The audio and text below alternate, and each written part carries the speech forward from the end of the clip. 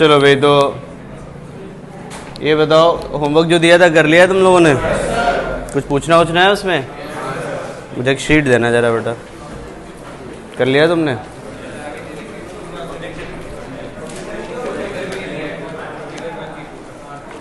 अरे चुप हो जाओ पहले तो। Get settle down all of you. पूछना शुरू करो। इलिस्ट्रेशंस में जो दिए 12 तक 13 तक में कोई है प्रॉब्लम? 8 तक दिए थे। अच्छा, उसके आगे वाले सारे करा दिए थे एक्चुअली। हो गया वो? इन चैप्टर एक्सरसाइज ए में कोई है? बी में कोई है? किसकी बात करो? बी का कौन सा सवाल? सेकंड। देखो जरा, इन चैप्टर एक्सरसाइज बी का सेकंड सवाल।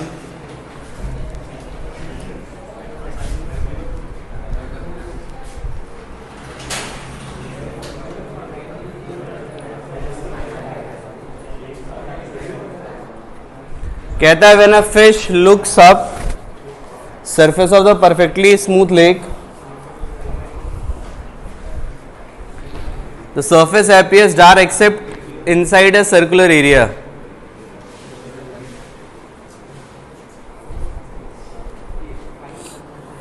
Directly above it, calculate the angle phi that illuminated region subtends. क्या आंसर नहीं आ रहा है क्या?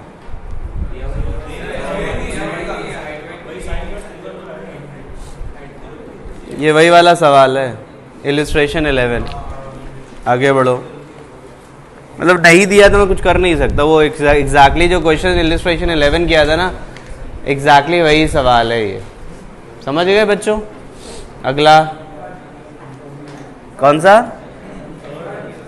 Third. A narrow beam of light strikes a glass plate at an angle इतना 20 centimetre thick, what will be the lateral displacement?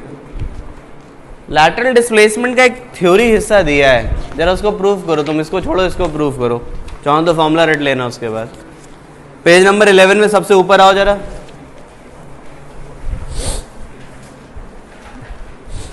Page number 11 में सबसे ऊपर आओ, दिखता है? एक काम करो तुम लोग, सुनो। तुम इस क्वेश्चन में सेम डायग्राम यूज करो, डी की वैल्यू ये आएगी, ये प्रूफ करो। चलो, take it as a question. Same question है वो।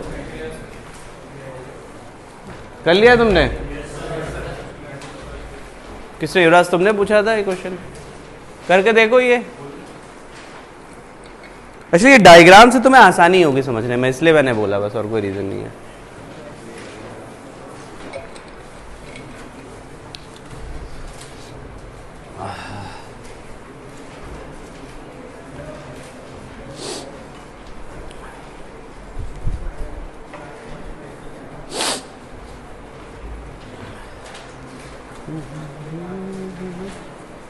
करके देखो, सभी लोग करके देखो।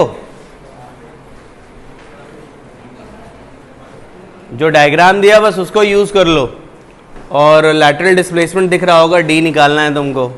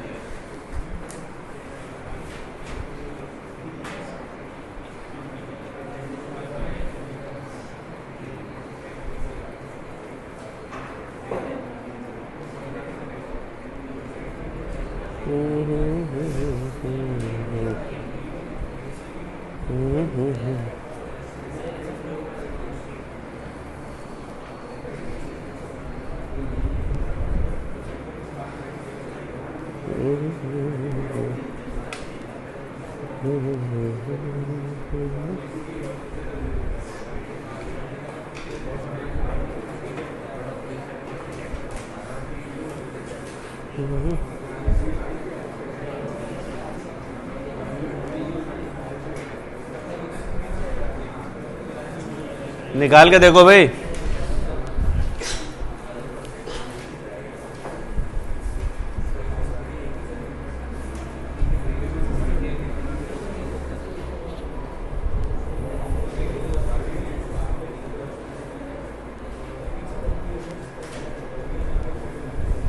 बेटा तुम्हारा है कि नहीं है? किसने पूछा था? आ रहा है, करो से आ जाएगा। और एग्जैक्टली सेम क्वेश्चन है जो पूछा गया उसमें। अगला सवाल इन चैप्टर एक्सरसाइज बी में, अगला सवाल पीछे से भी दिया था, उसमें कोई पूछना है? हाँ, 9th।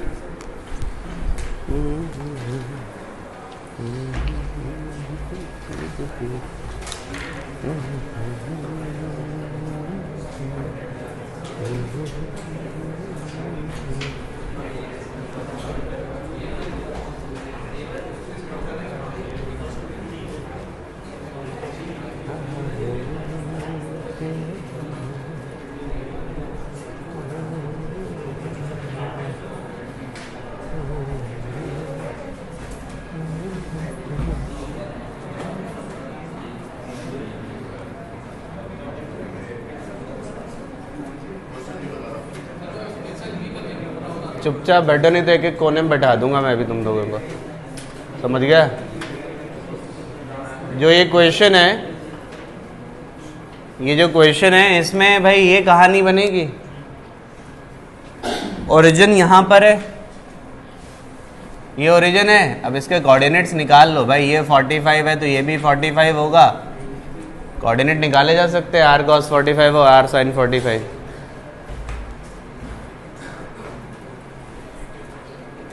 समझ आ गया क्या करना है? 2 कौड़ी के सवाल था भाई ये है। अरे तो पढ़ोगे ढंग से तब आएगा ना। इतना साफ साफ लिखा है, रे travelling in negative x direction is directed towards positive y direction after reflection. इसका मतलब क्या मैं पढ़ाऊँ तुम्हें? अगला सवाल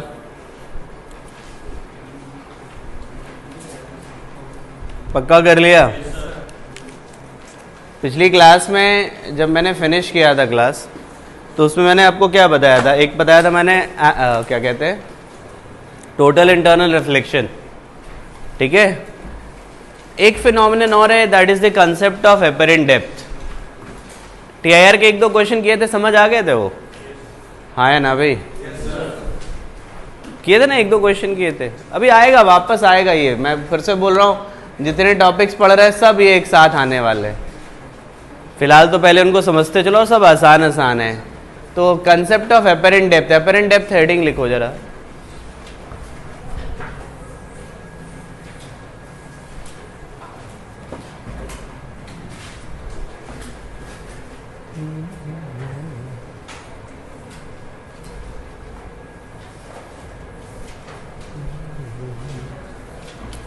तो रे ऑप्टिक्स तो मुझे लगता है टारगेट 2 वालों ने भी पढ़ा था, नहीं पढ़ा था?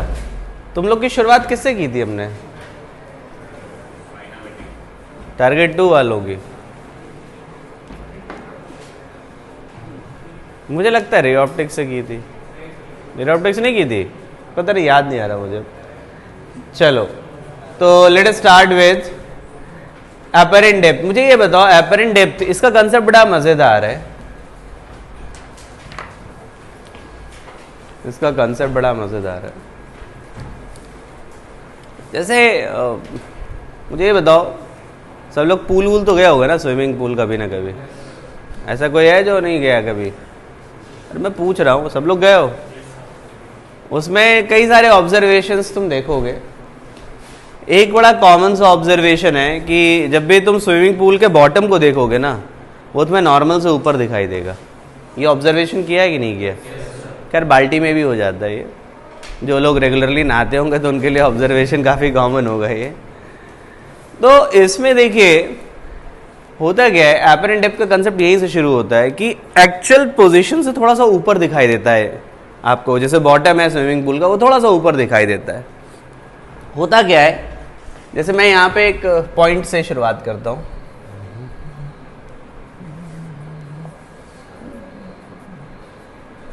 ये पॉइंट है, ऊपर से देख रहे हैं तो एक्चुअल में हमें जो दिखाई देता है ना बेटे, वो हमें ये दिखाई देता है, ये इमेज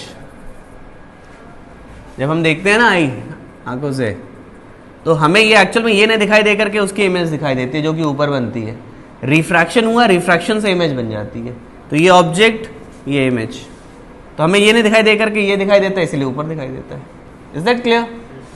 इसको एपरेंट डेप्थ कहते हैं। और ये जानते हो क्या है? ये एक्चुअल डेप्थ है। Is it clear? अब अगर मैं इसको म्यू1 ले लूँ, इसको क्या ले लूँ? म्यू2, तो यहाँ पे स्नेल्स लॉ लगा सकता हूँ? पहले ये बताओ मेरे को।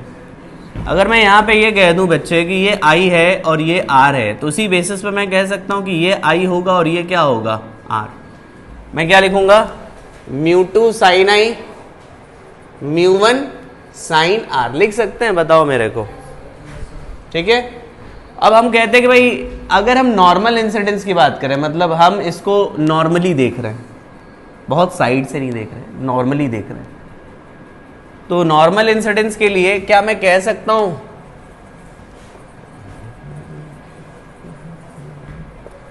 ये जो साइन आई है इसको मैं लिख दूंगा tan आई,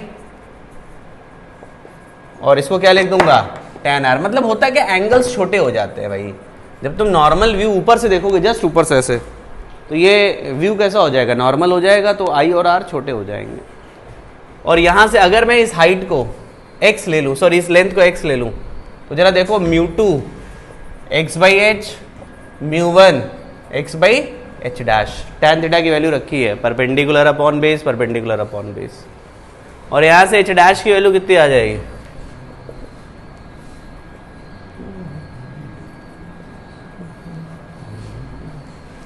अच्छा, मैंने ये एपरेंट डेप्थ लिख की वैल्यू निकाली है। ये तब निकाली जब ये म्यू1 है, ये म्यू2 है। जनरली तुम्हें ये 1 मिलेगा और ये म्यू मिलेगा, तो उसमें h डैश की वैल्यू क्या आ जाएगी? h/म्यू। Are you getting this thing? यहाँ पे एक टर्म और होता है, that is apparent shift. Apparent shift समझ रहे हो क्या है?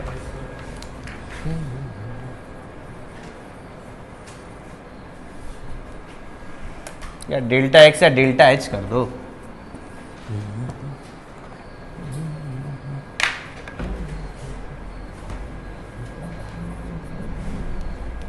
डेल्टा h क्या होगा बताओ जरा?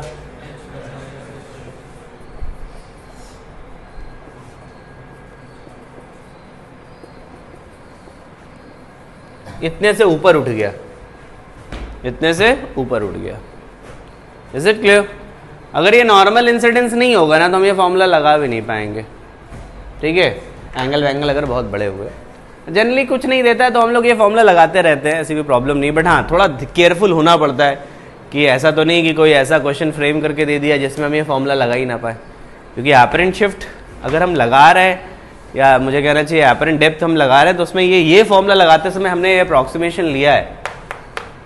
Is it clear? थोड़ा केयरफुल होना पड़ता है। जनरली तो तुम्हें 95% या 99% इस फॉर्मूले से ही मिलेंगे क्वेश्चन, बट फिर भी क्वेश्चन को बदलने में थोड़ा सा केयरफुल रहना पड़ता है कि क्वेश्चन अगर थोड़ा सा चेंज किया है तो उस हिस्से को थोड़ा ध्यान देना पड़ता है। समझ आ रहा है बच्चों? ये नोट कर लो इसको।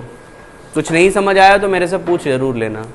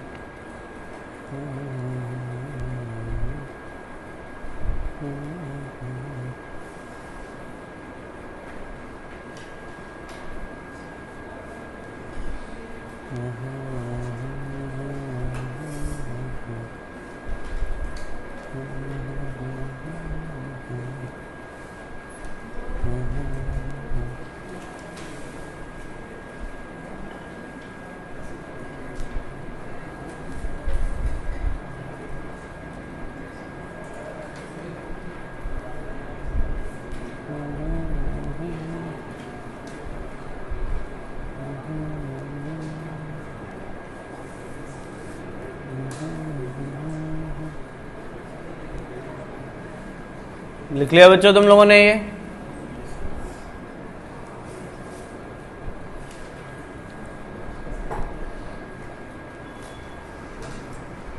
इसमें एक चीज वैसे सीधे देख के भी लिखा जा सकता है। जरा तुम एच डैश की वैल्यू देखो, म्यू1 एच बाई म्यू है। अब तुम्हारे पास चॉइस है कैसे तुम लिखते हो, कैसे याद करते हो। मैं एक तरीका बता रहा हूँ, उसे याद रखना। मैं जनरल वाले के लिए बता रहा हूँ, वो तो वैसे वो तो याद रहता है जनरली, या अपरेंट शिफ्ट भी याद रहता है। देखो इसमें ये देखो कि अपरेंट डेप्थ जब तुम्हें देखना होता है ना, तो सबसे पहले तो ये देखो कि ऑब्जर्वर किस मीडियम में कहाँ से देख रहा है। ठीक है, ऑब्जर्वर किस मीडियम में था, म्यू1 में था। सबसे पहले म्यू1 लिखो, ठीक है। उसके बाद जो डेप्थ है वो किस मीडियम में देखी, मतलब किस मीडियम में है, वो म्यू2 मीडियम में थी। तो जो भी डेप्थ है, एक्चुअल डेप्थ, तो जहां से देख रहा है सबसे पहले वो रिफ्रैक्टिव इंडेक्स। उसके बाद ये एच है ना, तो इसके लिए तुम लिख दो एच बाई म्यू2। Are you getting this thing? इस तरीके से तुम याद रखो। ये तो मैंने एक एक केस के लिए बताया। इसको मैं अगर जनरलाइज भी करूँ ना, जैसे मैं यहाँ पे लिखता हूँ, देखना,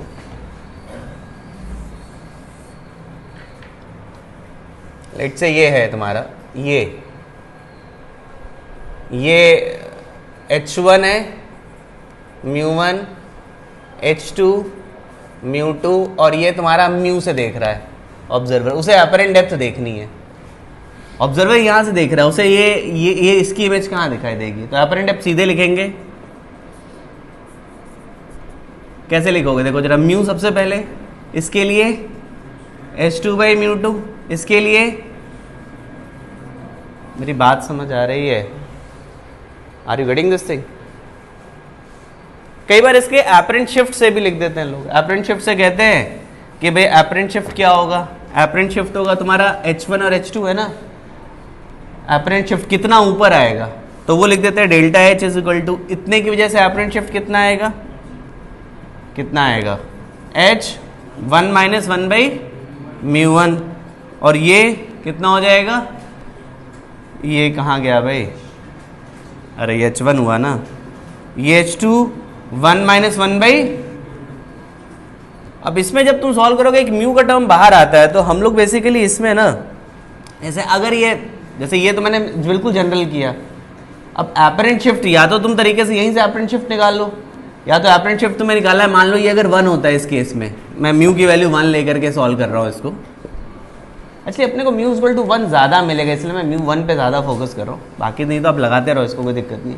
तो आपको एपरेंट शिफ्ट एग्जैक्टली ये मिलेगा, ये क्या हुआ पता है, h डैश माइनस एच की value, actual apparent depth minus actual depth, is it clear. तो आप डेल्टा एच, अब ये बताओ तुम्हें अगर एपरेंट डेप्थ मिल गया, डेल्टा एच मिल गया, एपरेंट शिफ्ट मिल गया, तो ये क्या है तुम्हारा h डैश माइनस एच के बराबर है,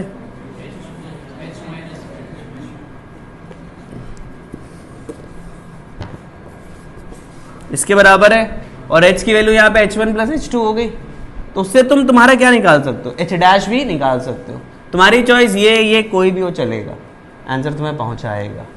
कई बार ये लगाना आसान होता है, कई बार ये लगाना आसान होता है, हम दोनों में से वो फ्रीक्वेंटली यूज कर सकते हो, कोई प्रॉब्लम नहीं। समझ आई मेरी बात, तो इसको ध्यान रखना।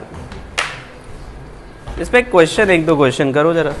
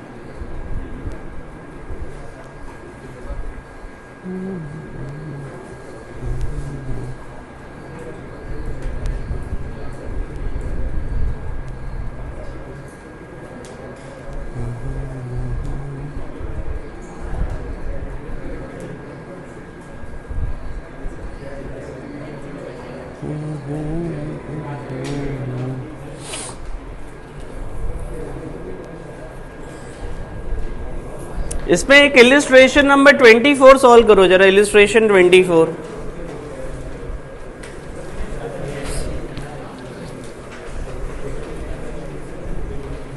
इलिस्ट्रेशन 24 सॉल्व करो।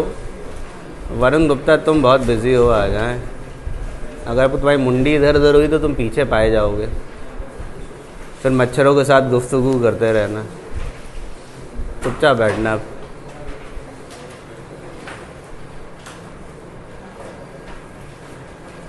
चलो let us start with question number 24। दोनों से करके देख लो, दोनों से, जो दो तरीके बताया ना मैंने, दोनों से करके देखो, दोनों से सेम रिजल्ट मिलेगा।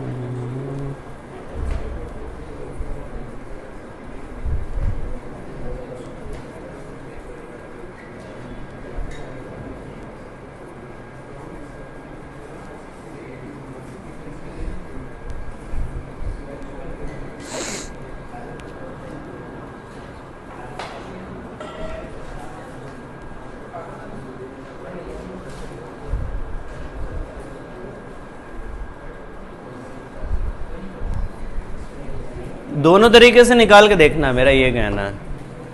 दोनों से किया है बच्चों, आएगा, मतलब वही मैं कहना चाहता था आपकी वो। मैं इस पर बहुत ज़्यादा क्वेश्चन नहीं ले रहा, बट ये निकलेगा तो तुम्हें कॉन्फिडेंस आएगा कि एग्जैक्टली सेम है। Are you getting this thing? इसके बाद देखो, मेरे को एक छोटा सा कंसेप्ट और पढ़ाना है, इनफैक्ट एक छोटा सा हिस्सा और बताना है। तुम लोग पेज नंबर 23 पे थे ना, उसी में जरा ऊपर आओ, 2 डायग्राम बने हुए हैं, दिखता है? एक्चुअल में इसमें रिफ्रैक्शन से इमेज फॉर्मेशन करवाया गया है, एक बार रियल ऑब्जेक्ट के लिए, एक बार वर्चुअल ऑब्जेक्ट के लिए। जैसे पहला वाला है रियल ऑब्जेक्ट के लिए।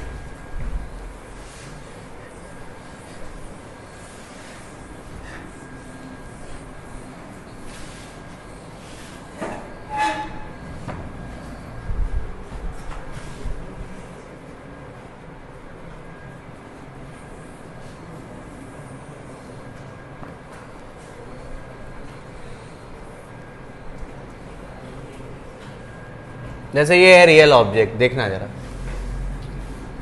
ये थिकनेस टी है, रिफ्रैक्टिव इंडेक्स म्यू है। क्या होगा देखना जरा, ये लाइट रे ऐसे जाएगी, अब क्या होगा, bend towards the normal, bend towards the normal होगा, फिर क्या होगा, फिर क्या होगा, अवे फ्रॉम द नॉर्मल, ये होगा। हाँ या ना? अभी ये रिफ्रैक्टेड रे समझ आती है, और एक रे ऐसे रिफ्रैक्ट होगी। जरा इन दोनों का इंटरसेक्शन निकालो, कहाँ पर आएगा, यहाँ पर कहीं आएगा, तो इस ऑब्जेक्ट की ये इमेज बनेगी। समझ आ रहा है बच्चे? और ये जो शिफ्टिंग होगी, इसको हम लोग कहते हैं, इतने से शिफ्टिंग होगी। समझ आ रहा है? तो ध्यान रखना, ये ऑब्जेक्ट है तो उसके आगे रे जिस डायरेक्शन में रे मैंने बनाई है ना, उसी के आगे शिफ्ट होता है। जिस रे ऐसे जा रही ना, तो उसी के आगे में शिफ्ट होगा, और कितने से शिफ्ट होगा, ये। तो ये ऑब्जेक्ट है तो ये क्या बन जाएगा, इमेज। याद रहेगा आप सभी लोगों को, ये स्लैब से इस तरीके से इमेज फॉर्मेशन, ये रियल ऑब्जेक्ट के लिए। जरा वर्चुअल ऑब्जेक्ट की एक कहानी देखें।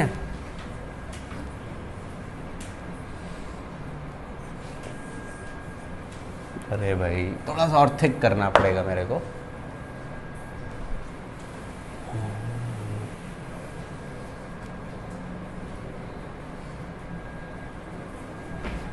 ये ऑब्जेक्ट है वर्चुअल, अब क्या होगा, क्या होगा बताओ जरा।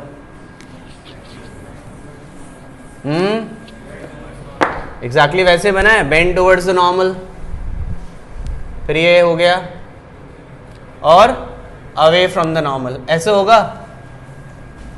ये ऑब्जेक्ट है तो ये इमेज बनेगी, और ये शिफ्टिंग फिर से जानते हो कितने की होगी, कितने की होगी,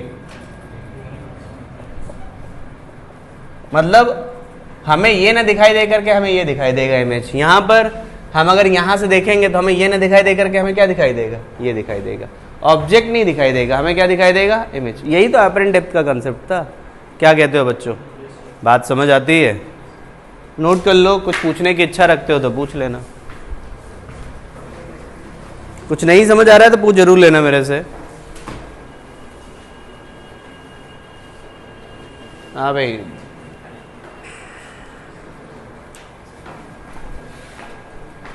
समझ आ गया तुमको?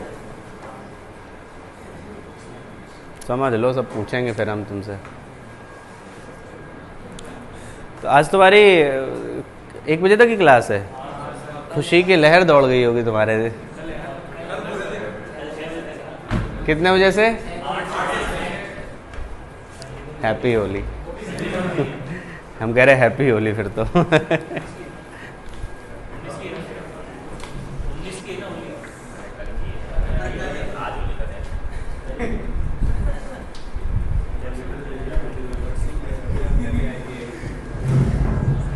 इसकी गलती नहीं बेटा, पढ़ पढ़ के इसका माथा खराब हो गया अभी। थक गया बेचारा पढ़ पढ़ के, लग रहा है इसका मानसिक संतुलन अब इधर उधर हो रहा है।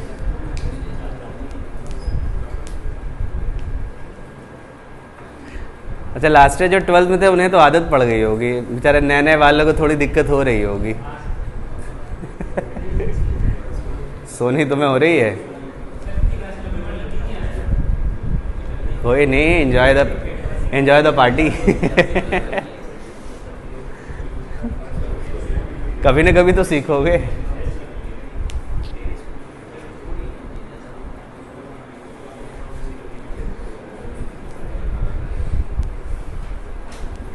हमें तो पता रहता है ना, इसलिए हम अपना क्या सिलेबस पहले ख़त्म कर लेते हैं धीरे धीरे।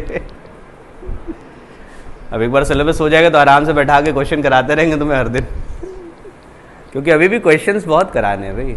ये तो बस सिलेबस ही ख़त्म किया है, बस अब ख़त्म कर रहे हैं। नंबर ऑफ़ क्वेश्चंस की तो बहुत वॉल्यूम है कराने के लिए अपने पास।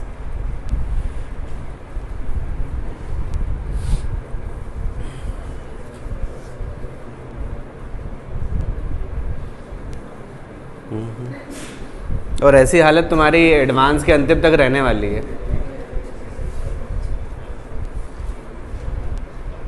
अच्छा है कि एडवांस बहुत एक्सटेंड नहीं हुआ अब तक ना। कहाँ डेट अभी बदली तो नहीं है ना? अभी तक नहीं बदली। अच्छा, पहला दूसरे मेंस की भी डेट आ गई है क्या तुम्हारे?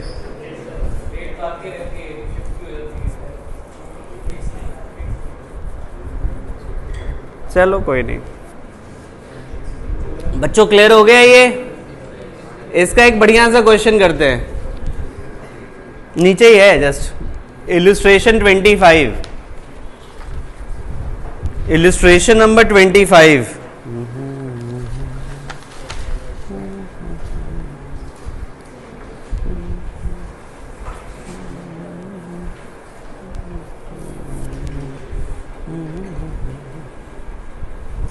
Illustration 25, it's a very good question। चाहो तो तुम डायग्राम यूज कर लेना, बस उसकी फ्रीडम है तुम्हारे पास।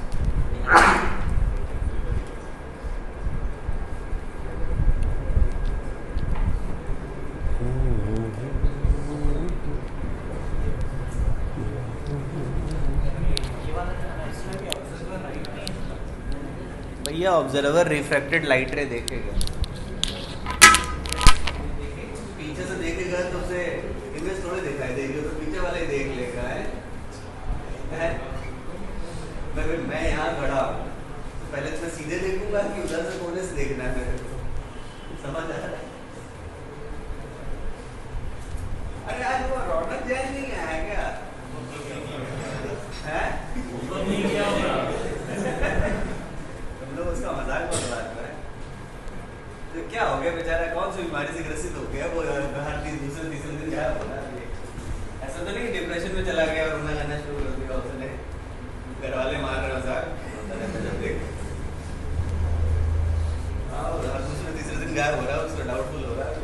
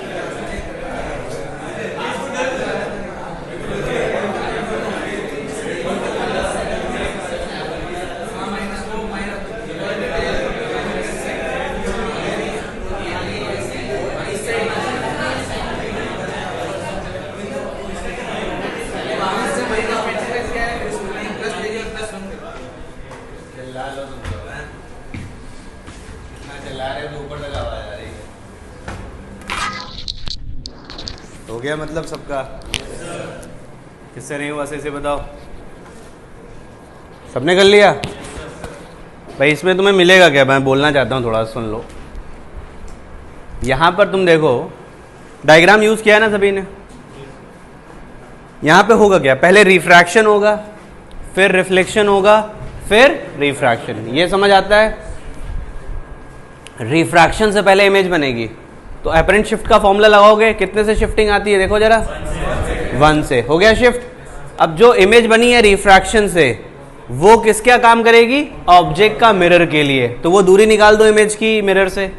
रिफ्लेक्शन हो गया, रिफ्लेक्शन के बाद वापस रिफ्रैक्शन होगा। मेरी बात समझ आ रही है? तो फिर से वो 1 सेंटीमीटर से क्या हो जाएगा, आगे शिफ्ट हो जाएगा। अब जरा डायग्राम देखो एक बार फिर से, रे डायग्राम।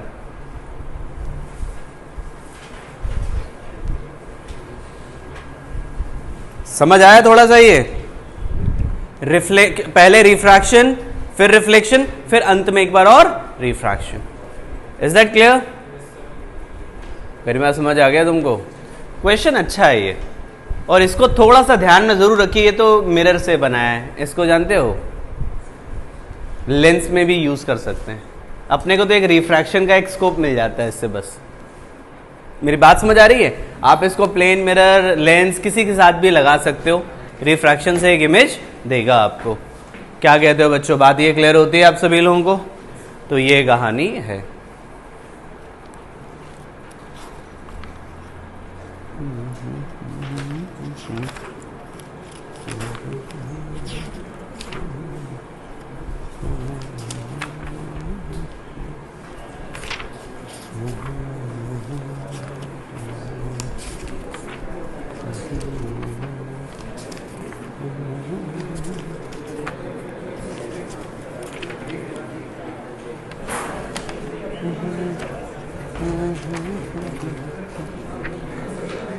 इसके बाद देखो जरा, तो हमने ये दोनों फिनोमेनन पढ़े, एक तो एपरेंट डेप्थ, उससे पहले टोटल इंटरनल रिफ्लेक्शन।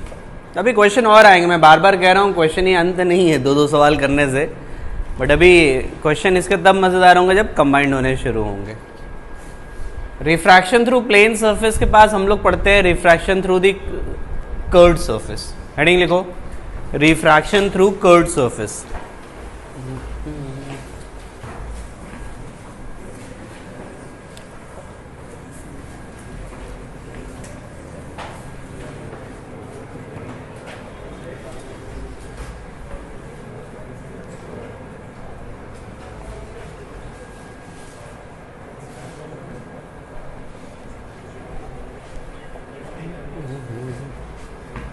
ठीक है, अब 2 टाइप की कर्व्ड सरफेस मिलेगी, या तो ऐसे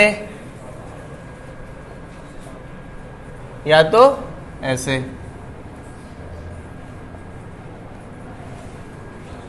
ठीक है, ये सर्कल का हिस्सा होगा किसी ना किसी, समझ आ गया? तो इसके लिए क्या डिफाइन करेंगे, radius of curvature. Is it clear? इसके लिए रेडियस ऑफ कर्वेचर, ये तुम्हारा ऑप्टिकल सेंटर कहलाता है। वहां पे पोल कहलाता था, यहाँ पे क्या कहलाएगा, optical centre. Is that clear? अब देखो जरा, मैं कोई एक डायग्राम बना दे रहा हूं, जैसे ये है, ये ऑब्जेक्ट है, रिफ्रैक्शन से उसकी इमेज ये बन गई, लेट से ये क्या बन गई, इमेज। तो स्नेल्स लॉ से एक प्रूफ आता है, और वहां से हम लोग रिफ्रैक्शन फॉर्मूला प्रूफ कर लेते हैं। और ये रिफ्रैक्शन फॉर्मूला क्या होता है, ये देखो, ये आता है μ2 by V minus μ1 by U, μ2 minus μ1 by R. V image distance, U object distance, R radius of curvature. Radius of curvature समझ रहे हो ना? और जरा याद रखने का तरीका, रिफ्रैक्ट होकर के लाइट रे यहां जा रही है, तो ये मीडियम μ2 का काम करेगा, μ2 बाई वी। यहां ऑब्जेक्ट रखा है, मतलब यहां से लाइट रे निकल रही है ऑब्जेक्ट के लिए, ऑब्जेक्ट से लाइट रे निकल रही है, तो वो μ1 होगा अपॉन u। तो μ2 μ1 क्या होगा, समझ आ रहा है? जहां से फाइनली लाइट रे रिफ्रैक्ट होकर के निकल रही है, that is what, that is μ2, और जहां से शुरू हो रही है वो क्या है, μ1। Is that clear? μ2 minus μ1 by R. Sign convention वही हम लगाएंगे जो पहले लगा रहे थे। सारी डिस्टेंसेस कहां से मेजर होंगी, ऑप्टिकल सेंटर से। इंसिडेंट लाइट रे के डायरेक्शन में पॉजिटिव, ऑपोजिट में नेगेटिव। ठीक है। मैग्निफिकेशन का formula height of image, height of object, ये हो गया तुम्हारा मैग्निफिकेशन। ये आ जाएगा तुम्हारा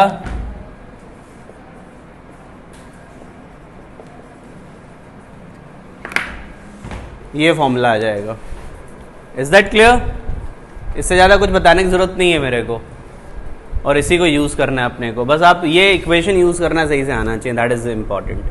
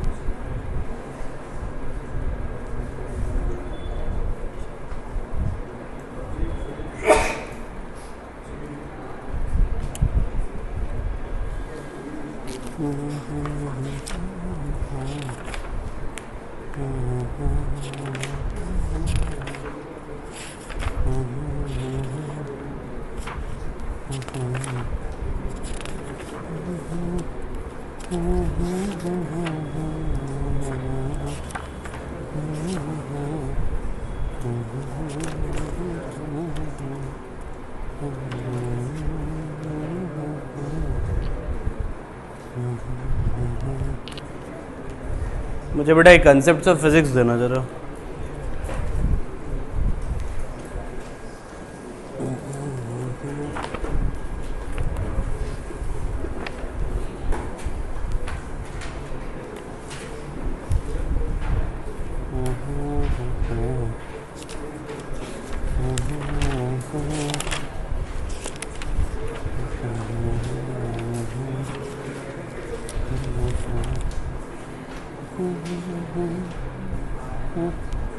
तो मैं यहाँ पर 3 सवाल करने हैं, क्वेश्चन नंबर 15, 16 और 17, पेज नंबर 405, पेज नंबर 405, 15, 16, 17। सारे के सारे इजी क्वेश्चंस है, लेकिन करने हैं। नहीं लाए क्या? हैं मांगो, नहीं तो फोटो खींचो, पीडीएफ तो रखे होगा। 14, 15, 16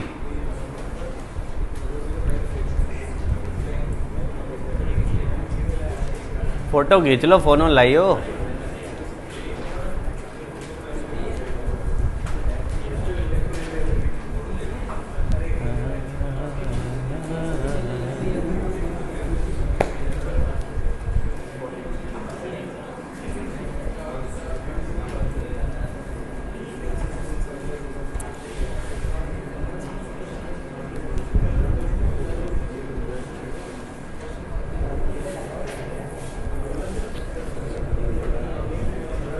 चुपचाप करो बे, चुपचाप करो।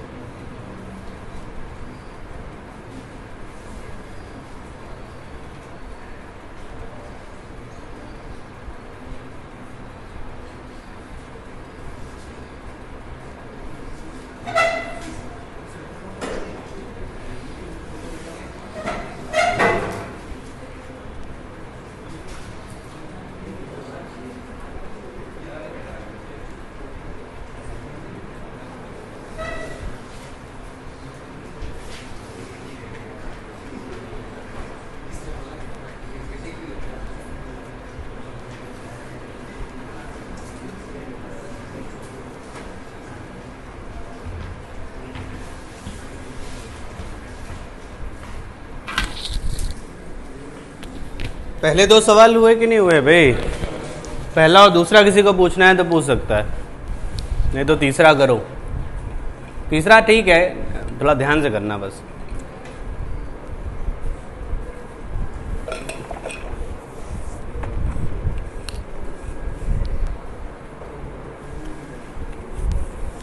कर लिया तुमने?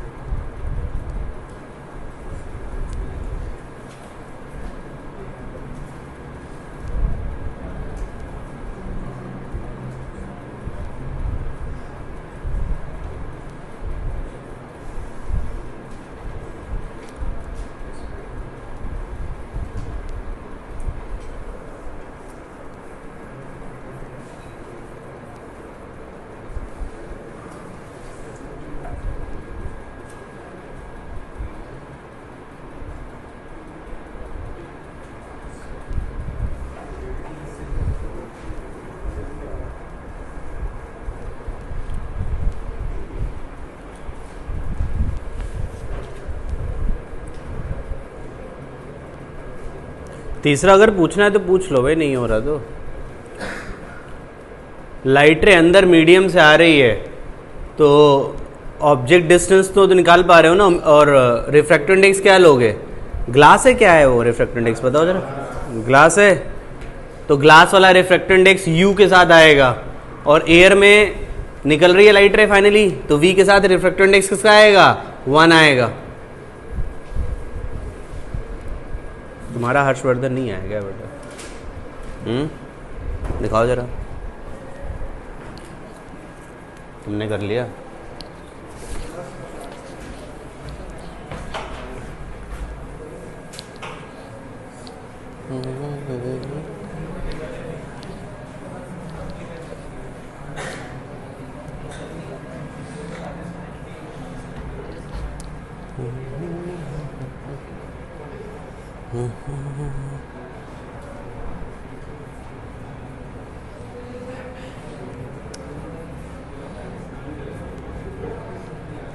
तो ये क्या लिखोगे? ये डिस्टेंस कितनी है?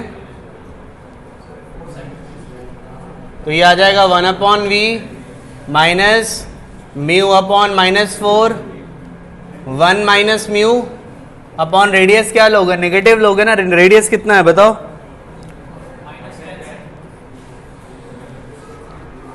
इक्वेशन देख लो मैंने क्या बनाई है, दैट इज इंपॉर्टेंट। आप बस इक्वेशन पे फोकस करो, मैंने क्या बनाई है। इसमें किसी को डाउट है तो पूछ लेना।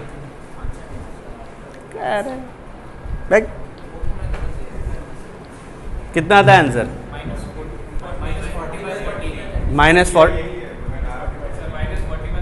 -40/3, तो वो कितना हो गया?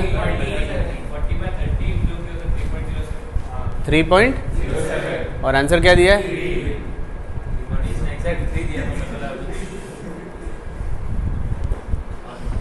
तुम तो डरा दे रहे होंगे, ऐसा कौन सा हो गया ये? इक्वेशन देख लो, मैं फिर से कंसर्न हूँ क्या इक्वेशन सही बनाई है तुम लोगों ने। इसमें अगर प्रॉब्लम है तो ज़रूर पूछना। इसमें अगर प्रॉब्लम है तो ज़रूर पूछना। पुलकित हो गया तुमसे? ये तुमने रेजोनेंस में पढ़ा था कि नहीं पढ़ा था? इसका मतलब इस वाले पेपर में टॉप करोगे तुम हैं? ट्राई तो तुम पता नहीं कितने दिन से कर रहे हो। ट्राई के साथ क्राई चल रहा है तुम्हारा। चलो बच्चों, समझ आ गया इक्वेशन कैसे यूज किया? Are you sure? शीट में आओ जरा, 2 क्वेश्चन करने हैं, इलिस्ट्रेशन 22 और इलिस्ट्रेशन 23। इलिस्ट्रेशन 22 और उसके बाद इलिस्ट्रेशन 23। तुम्हें कुछ पूछना है क्या? कोरस हो गया तुमसे?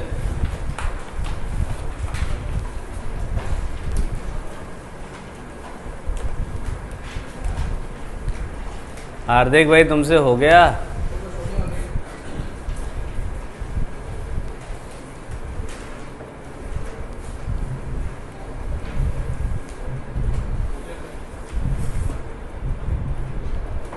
करो बच्चे जरा इसको करो, इलिस्ट्रेशन 22। बेटा एक बात मैं बता दूं तुम्हें, कर्व्ड सरफेस से कभी भी तुमसे एपरेंट डेप्थ बोलता है ना, इसका मतलब वो इमेज की डिस्टेंस की बात कर रहा है। एपरेंट डेप्थ का मतलब क्या था, जो रिफ्रैक्शन के बाद इमेज मिलती थी उसी की डिस्टेंस को तो एपरेंट डेप्थ कहते थे। तो कर्व्ड सरफेस से अगर एपरेंट डेप्थ कहता है तो उसका मतलब बेसिक क्या है तुम्हारा, कि उसकी इमेज, ऑब्जेक्ट की इमेज देखेगा। अच्छा एक बात और भी मैं बोलूं, तुम ये वाला फॉर्मूला जो अभी मैंने लिखा था ना, वो प्लेन सरफेस के लिए भी यूज कर सकते हो। ये वाला फॉर्मूला एपरेंट डेप्थ अगर तुमसे बोल रहा है तो प्लेन सरफेस के लिए भी यूज कर सकते हो, बस आर की वैल्यू इन्फिनिटी डाल देना। फ्लैट सरफेस का आर क्या होता है बताओ, इन्फिनिटी होता है। तो तुम चाहो तो एक तो मैंने एपरेंट डेप्थ वाला फॉर्मूला तुम्हें पढ़ाया है, एपरेंट शिफ्ट वाला या डेप्थ वाला, वो यूज करो। अगर तुम्हें दिक्कत आती है तो चुपचाप तुम ये वाला फॉर्मूला यूज करो, ये तुम्हें हमेशा सीधे सीधे देगा। Is that clear? बस आर की वैल्यू फ्लैट सरफेस के लिए क्या डाल दोगे, इन्फिनिटी। इज दैट क्लियर बच्चे?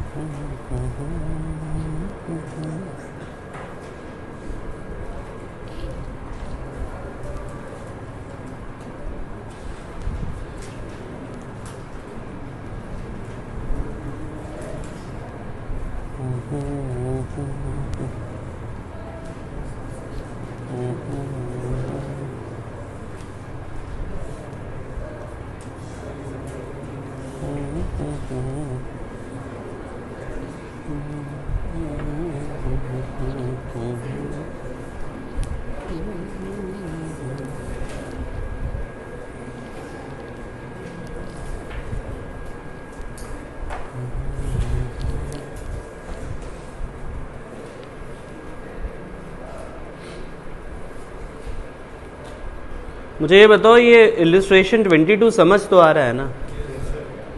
एपरेंट डेप्थ का मतलब इमेज की डिस्टेंस पूछ रहा है उस सरफेस से, ठीक है बच्चे?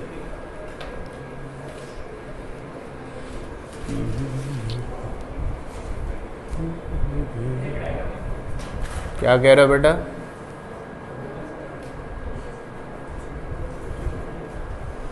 तुम सुधरोगे नहीं है, बोला है तो पूरा ज्ञान दो फिर। हाँ नहीं तो कुछ नहीं मत किया करो ये।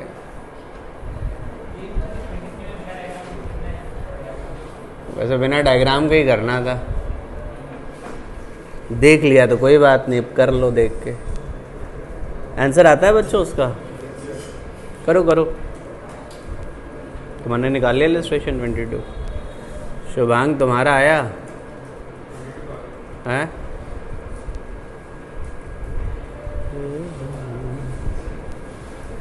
तो कल तुम्हारी क्लास नहीं थी क्या केमिस्ट्री वाली?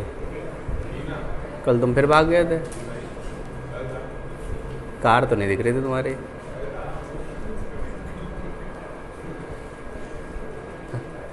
हो सकता है खाने पीने गए हो तुम इधर उधर। टिफिन लेके आया करो भाई, आसपास कहाँ सर्कल जाते हो तुम लोग खाने, अगर कहीं कुछ नहीं आया तो कहाँ आते हो हार्दिक? तो हाँ, नहीं लेके आते उस दिन क्या करते हो? पड़ोसियों का टिफिन?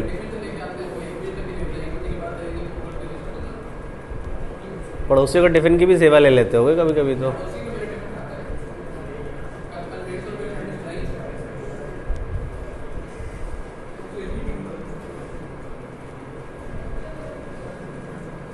वो एक सैंडविच थी कि कई सारी थी? कहाँ अच्छी मिलती है? यहाँ मिलती है आसपास सैंडविच अच्छी?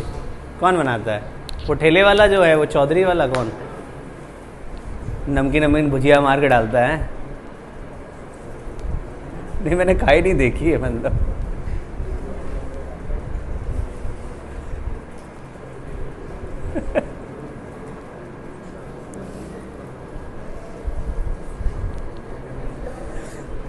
बच्चों बताओ पहले मुझे, इलस्ट्रेशन 22 किसी को पूछना है? फाइनली अंतिम बार मैं कह रहा हूं।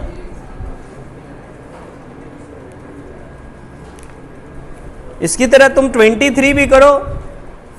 मैं बस एक 23 में एक बात बता रहा हूं, सुन लो। इसमें 2 बार रिफ्रैक्शन होगा। तुम चाहो तो रे डायग्राम यूज कर लो, क्योंकि अभी इनिशिएट किया है तुमने। पहली सरफेस से जो रिफ्रैक्शन होगा उससे इमेज बनेगी, वो इमेज दूसरी सरफेस के लिए किसका काम करेगी? ऑब्जेक्ट का। ठीक है, 2 रिफ्रैक्शन, 2 बार फॉर्मूला लगेगा रिफ्रैक्शन का। Try to solve this one बच्चे।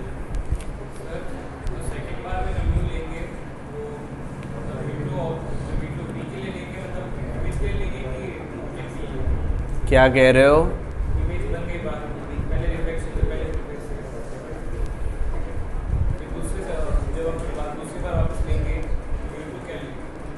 μ2 एयर है 1 और μ1 है म्यू। तभी तुम बैठे हो यहाँ पे, पता है? इन्हीं कारणों से तुम्हारी दशा गंभीर हुई है बेटा। मैं एक डायग्राम बना रहा हूँ इसके लिए, जरा देखना। कहानी कुछ ऐसी है, सुन लो मेरी बात। लाइट रे पैरेलल है ना शायद, ऐसे है। इसको तुम ऐसे देखो, वैसे जनरली जो डायग्राम दिया है कुछ ऐसा दिया है ना, शायद ऐसा कुछ दिया हुआ है ना? तुम इसको ऐसे देखो। इसको सॉल्व करने का तरीका ये है बिल्कुल।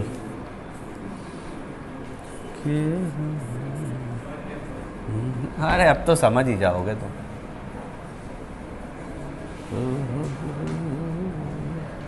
ये वाली सरफेस, अरे उसे थोड़े पता है कि आगे एयर बनने वाला है भाई, वो तो इसके हिसाब से रिफ्रैक्शन कर रहा है। समझ आ रही है मेरी बात? तो उसके लिए यहाँ पे एयर है, यहाँ पे पूरा म्यू है। दोबारा में ये केस, यहाँ पे पूरा म्यू है, यहाँ पे एयर है। समझ गए मेरी बात? क्या कहते हो? देखो जरा बताओ। अगर ये दोनों क्वेश्चन कर ले रहे हो तो तुम्हें बेसिक आइडिया समझ आएगा बिल्कुल।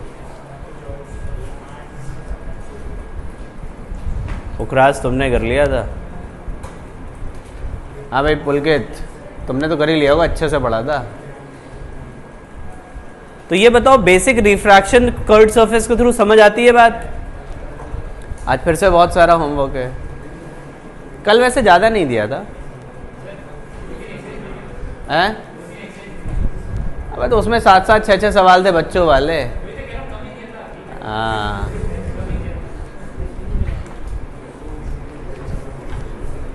किसी को पूछना है अभी भी बच्चे ये इलस्ट्रेशन नंबर 23, तो मैं सॉल्व कर दूंगा। परम सोनी हो गया। पोरस तुम्हारा हुआ क्या? तुम्हारा हो गया? आज ऑप्टिक्स में तुम खतरनाक खेल रहे हो हार्दिक बाबू।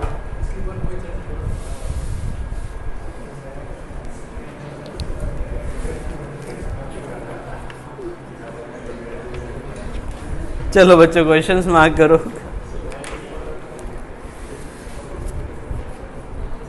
इन चैप्टर एक्सरसाइज सी में आ जाओ बच्चे। क्वेश्चन नंबर 4 से लेकर के 8 तक।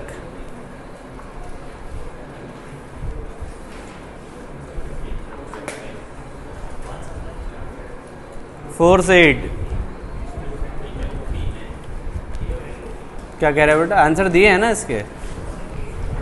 4 से 8 मतलब 4 5 6 7 8।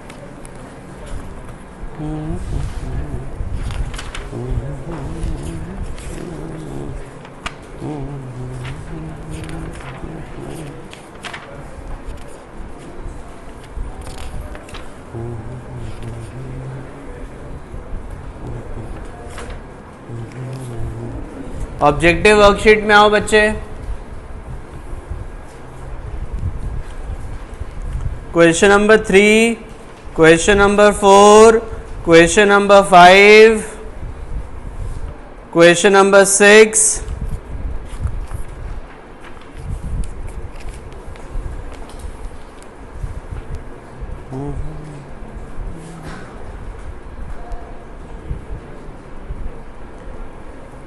क्वेश्चन नंबर 14,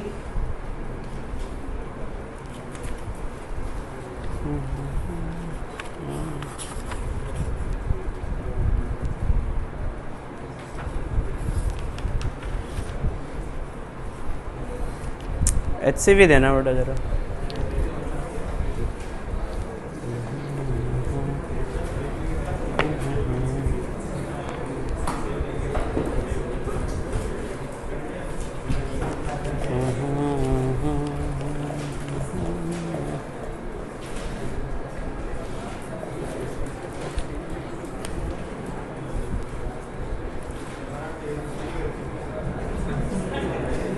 क्वेश्चन नंबर 14 से बेटा एक्सरसाइज की बात कर रहा हूं मैं, एक्सरसाइज की। क्वेश्चन नंबर 14 से लेकर के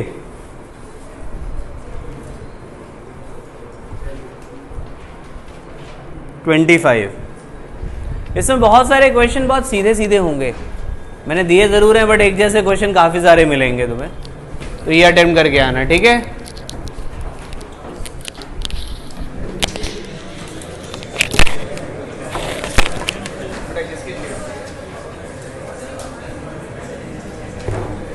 बंद करो।